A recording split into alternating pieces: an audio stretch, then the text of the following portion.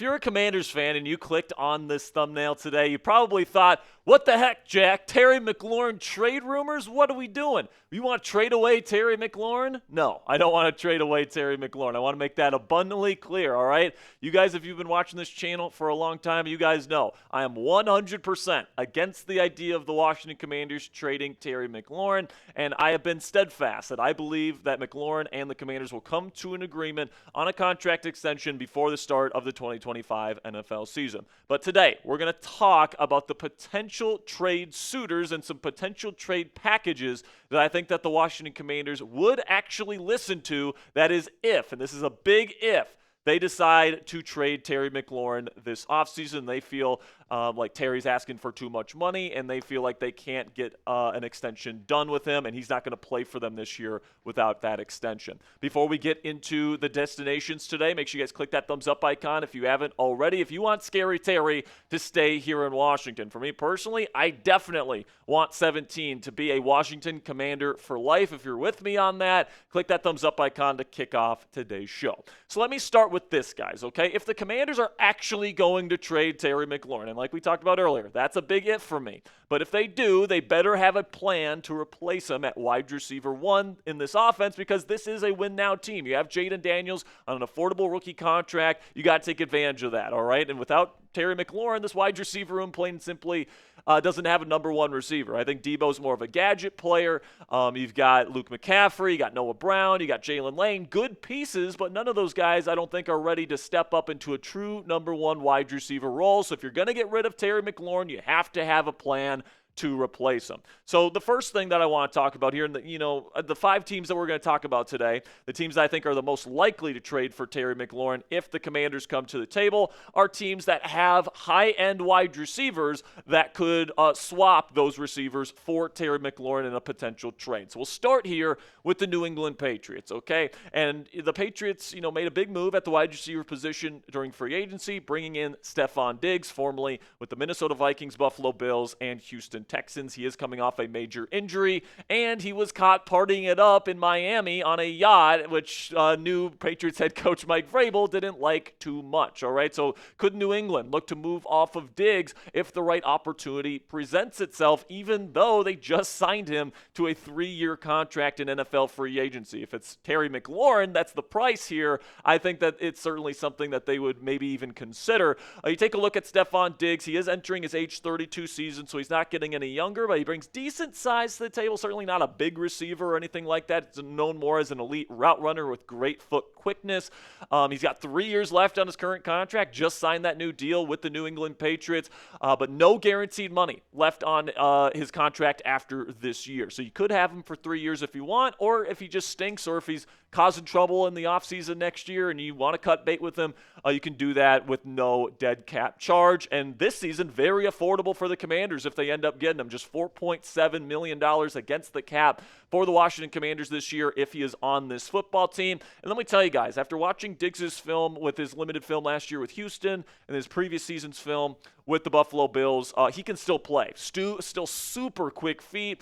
He's one of the great route technicians in our game today. And if you're looking to replace Terry McLaurin with somebody that can fill that number 1 wide receiver role, I think Diggs can still fill that, depending on how he recovers from that ACL tear. But you take a look at his recent career stats last year, was well on his way to approaching 1,000 yards receiving with Houston last year in 8 games played. He had over a first down per reception. The year before that, and the year before that, and the year before that, all over 1,100 yards and 8 touchdowns, many times getting over that double-digit touchdown mark. Stefon Diggs is a very good football player, guys. But on the field is not the issue with him. It's the off-field stuff, and it's the selfishness stuff, and it's the partying with Cardi B on yachts, and all these different things. And what he does in his personal life, off the field, whatever, it's his business. But that's not necessarily what Dan Quinn, I think, is trying to build here in Washington. So maybe this isn't the most likely trade scenario. Whatever. There's a reason why we're talking about the Patriots first. I'm going to go to some more likely targets later or destinations later in today's show. But if a trade does go down, I could see something like this happening where you get Stefon Diggs, an older wide receiver that can fill that number one receiver role right away. Kayshon Boutte, somebody that is a younger receiver here in this Patriots wide receiver room that played with Jaden Daniels at LSU. I think that if you get those two guys, you get somebody for the present, somebody potentially for the future, and you get a second-round pick from the New England Patriots. And depending on how their season goes, that could be a high second-round pick for the Washington Commanders. So this is certainly one that you could, consider. Another team that you could potentially consider here is the Tennessee Titans. Another team that has a young quarterback in Cam Ward, rookie quarterback this year. I think that the receiver that could be got in return for Terry McLaurin here is Calvin Ridley. Now Ridley also approaching his age 31 season, so similar actually age-wise to Terry McLaurin, but a little bit bigger than Stefon Diggs is, 6'1", 190 pounds, known more as a speed demon type of player. Still has 3 years left on his current contract, just like Stefon Diggs. So, and just like Diggs, there's no guaranteed money after this year. So you get ultimate flexibility with Ridley in the years to come if you end up trading for him. Now, he is more expensive than Diggs is in terms of the cap hit because he got paid recently. So you'd have to pay him $23 million against the cap this year if you are the Washington Commanders. But I think that Washington, they've been gearing up to pay Terry McLaurin a massive contract, $23 million in a cap hit this year versus what they would have to pay for Terry McLaurin. It can't be that much of a difference. Now, when it comes to the film, Ridley is an absolute speed demon, one of the true separators down the field at his size as well, over 6'1", and he's still able to separate the way that he can. One of the quickest wide receivers in the league, too. I mean, the way this guy separates is absolutely insane. He's also had over 1,000 yards receiving in each of the last 2 seasons. Now, in 2022, he was actually in Jacksonville, not Tennessee there. But then in 2023, moves over to Tennessee, where he had guys like Mason Rudolph and Will Levis throwing him the football. Still had over 1,000 yards receiving.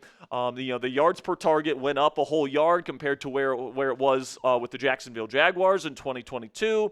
And his receiving grade actually went up a little bit according to Pro Football Focus grading. So very good wide receiver. And I do think that the Titans would be willing to come to the table with Ridley and probably a third-round pick. All right, so not as good of a draft pick as you would have gotten from the New England Patriots. Plus, with the Patriots, you get 2 wide receivers. But I do think Ridley is probably maybe a little bit better than Stefon Diggs and Kayshon Boutte at this point. So that's why you don't get as good of a draft pick in this particular trade idea. Then you get to the Denver Broncos here, a team that's been in negotiations with Courtland Sutton. Their number one receiver for a while. It seems like they don't really seem too keen on locking him up to like a top 10 level contract at the position, but they might be willing to give that kind of money to a guy like Terry McLaurin. Sutton is somebody that, has filled that number one receiver role for the Denver Broncos in recent seasons. He's done a really good job of that. Just like Terry McLaurin, he's entering his age 30 season. Great size at 6'4", 216 pounds, a true X wide receiver.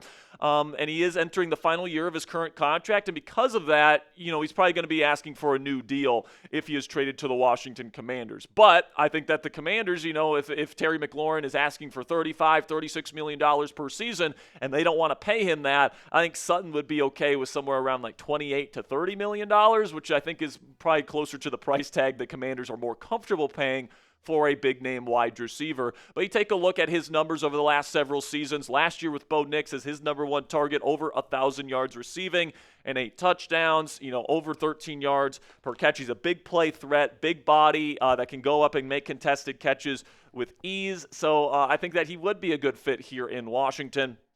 And I do think that the Broncos might even be willing to give up a second-round pick. Now, the Broncos expect to be pretty darn good this year, so that second-round pick might be, towards the tail end of the second round. But you get Courtland Sutton, you get that second-round pick that you recoup after trading your second away to the Houston Texans this year for Laramie Tunsil. And then the Broncos get the guy that they feel comfortable giving a massive contract to.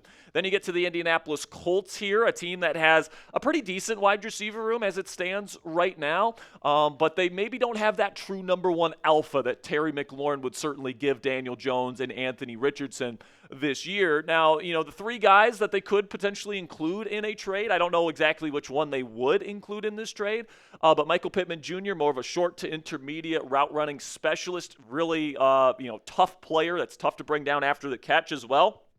Alec Pierce is a true deep threat. Really good season for the Indianapolis Colts last year as a deep threat. Had more yards than Michael Pittman Jr. last year and more than double the touchdowns as him, even though Pittman's the bigger name. And then Adonai Mitchell, I believe it was their second-round pick 2 seasons ago out of Texas, had a decent season last year, got some work in there, and, they have high hopes for him, but he's also another guy that's had some off-the-field issues, so maybe they would be more comfortable letting him go to the Washington Commanders. But my guess is the culture-centered Commanders would prefer either Michael Pittman Jr. or Alec Pierce in return for Terry McLaurin. Now, I think that this one is a little bit more fluid depending on which receiver you're getting back in the deal. Like if you're getting Adonai Mitchell in the deal, I think it'd probably be a second-round pick in Adonai Mitchell. But if it's Michael Pittman Jr., maybe a bigger name, it might end up being a third-round pick. So, I think that depending on which receiver the Colts would be willing to include in this deal, that depends on the draft pick and, the compensation that you would get in that regard. But it's definitely an interesting conversation here. Coming up here, I got one more team that has a receiver that I think the Commanders could very well be interested in here. But before we get into that here, let's have a word from our sponsor today at Ridge. And Ridge isn't just about wallets, guys, even though that's what they're known for. They create premium everyday carry essentials like key cases, suitcases, and even rings, and they're all built with the same sleek, durable design. I personally have the Ridge wallet, and I love its unique, slim, and modern design, which carries up to 12 cards. It's also super durable as it's made with premium materials like aluminum, titanium, and carbon fiber. And no matter what Ridge products you choose to get, Ridge has free shipping, a 99-day risk-free trial, and a lifetime warranty on all of their products. I have the Ridge wallet, guys. You can get Commanders branded stuff on their website as well, but I just got their classic design. And what I really like about the Ridge wallet, guys, is it's super compact. I had a leather wallet for a very long time that, you put the cash in there, you put the cards in there, and it just gets so overstuffed, and you get this big bulge coming out of your pocket that just looks so bad. But this thing is so slim, fits right in your pocket, and there's nothing suspicious looking down below there. So for a limited time only, our listeners get 10% off at Ridge by using code CHAT at checkout. Just head on over to ridge.com and use code CHAT, and you're all set. After you purchase, they'll ask you where you heard about them. Please support our show and tell them that we sent you. Again, that's ridge.com/chat and use code CHAT to take advantage of Ridge's special offer for you guys today. And then the final team that we're going to talk about here is the San Francisco 49ers. And the wide receiver that the Commanders could potentially be interested in adding here is Brandon Aiyuk. And I think if the 49ers are going to be able to unload Aiyuk this offseason, I think that the team that makes the most sense for that to happen is the Washington Commanders, because the 49ers would want a receiver in return, the Commanders would want a receiver in return, and if Aiyuk would behave with any other franchise, I do think that it would be with the Washington Commanders. And the reason why I think the 49ers might be willing to come to the table here is because, once again, Brandon Aiyuk is taking to social media and he's lashing out at the 49ers. He sounds upset that the 49ers were taking trade calls on him earlier in the offseason, and he feels a little bit betrayed by the 49er organization after they paid him a massive contract last year. And I do think if there's an opportunity to flip him for another good receiver, especially if it's an upgrade, like Terry McLaurin is a better player than Brandon Aiyuk. Like, Ayuk's a good player, like former All-Pro, but I do think Terry's better than him. I think San Francisco would absolutely be thrilled to make a deal like this. Now, I think that Aiyuk probably theoretically, out of all the receivers we've talked about today, Stefon Diggs, Calvin Ridley, Michael Pittman Jr., all the different guys we've talked about, I think Aiyuk, theoretically, based on what he's done on the field in his career to this point, is probably the best out of all of them. 2 straight 1,000-yard seasons in 2023 and 2022. Last year, played in 7 games. A little bit a disappointing season last year when he came back. He looked a little rusty to start, but he did have over 15 yards per catch. He's always been one of the most efficient receivers in football. Did not catch a single touchdown reception last year.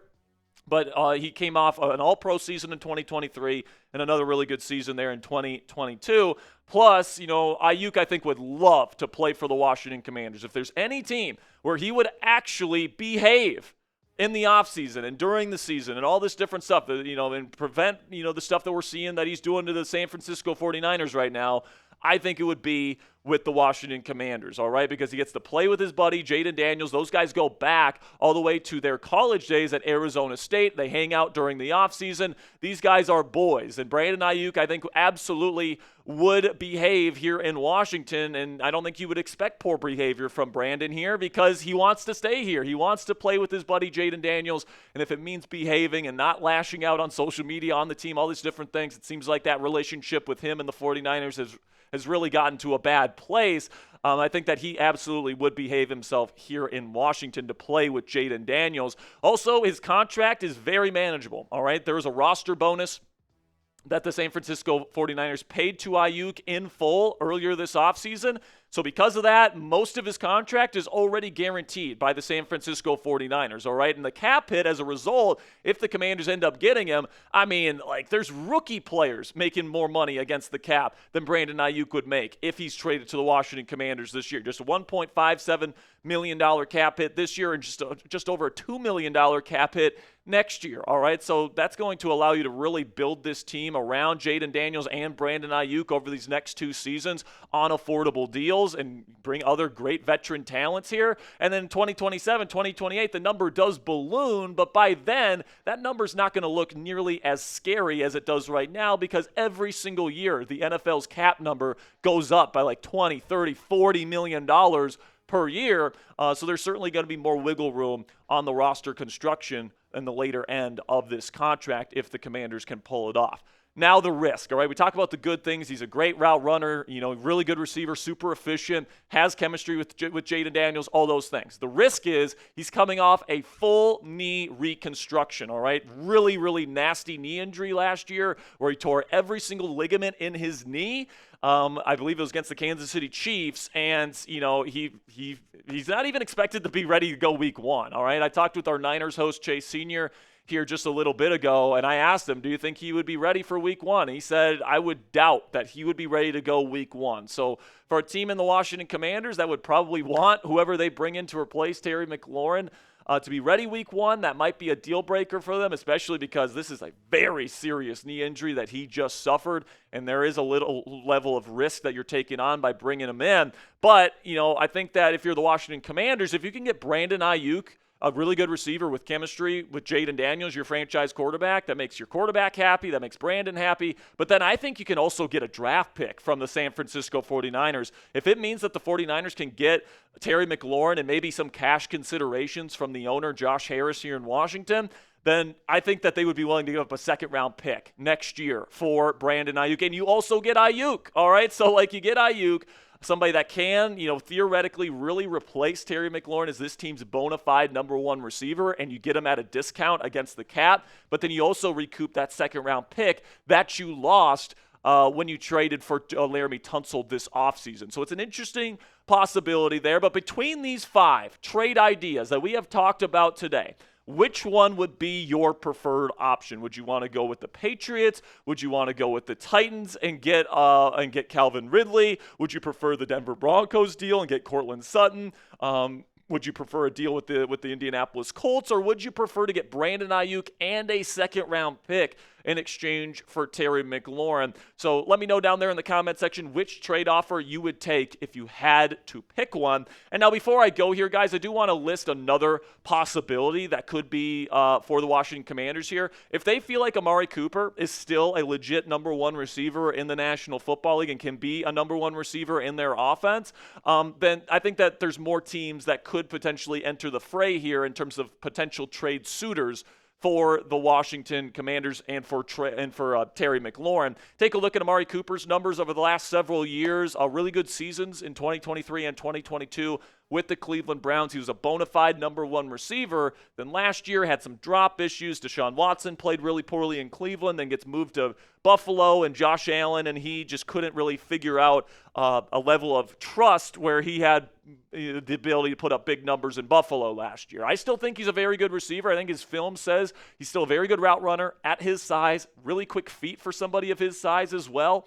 And I think he's got good enough hands as well. Do I think he's a legit number 1? I think that's up in the air and in question for sure.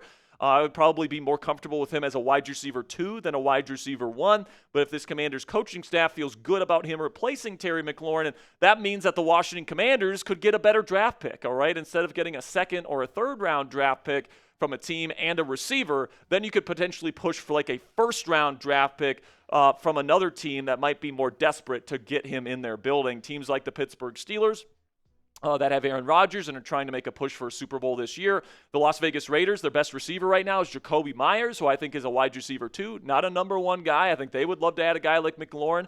Might even be willing to give up a first-round pick to get him in their building, especially with a 70-plus-year-old Pete Carroll that's trying to win now, so keep that in mind. The Arizona Cardinals have Marvin Harrison Jr., but outside of that, they could certainly add another top-flight wide receiver in a make-or-break year for Kyler Murray. And then the Seattle Seahawks, they've got a couple of really good weapons there in Jackson Smith-Njigba and Cooper Kupp, but Terry McLaurin could be their true deep threat. Right now, Marquez Valdez-Scantling is their deep threat option. He's fast and he's big, but he's not Terry McLaurin. So if they really want to go all in with Sam Darnold there in Seattle and they want to give up a first round pick for Terry McLaurin, that's a potential suitor I could see happen as well. So what say you guys? Let me know down there in the comments section. What is the % chance that Terry McLaurin gets traded this year? Put it on a scale of 0 to 100 for me. For me personally, I think it's less than 1%. I did this video just to put out some possibilities out there and show you guys some possibilities out there that I think the Commanders might listen to. But you guys know my commentary. You guys have seen this show throughout the offseason. I don't think Terry McLaurin's going anywhere, and I will end today's show on that point. Make sure you guys click that subscribe button if you haven't already. We got more Commanders content coming your way throughout the week, including the Commanders Report live show, which is on Wednesday this week at 5 p.m. Eastern Time. So make sure you click that subscribe button. Join us Wednesday, 5 p.m. Eastern for Commanders Report Live.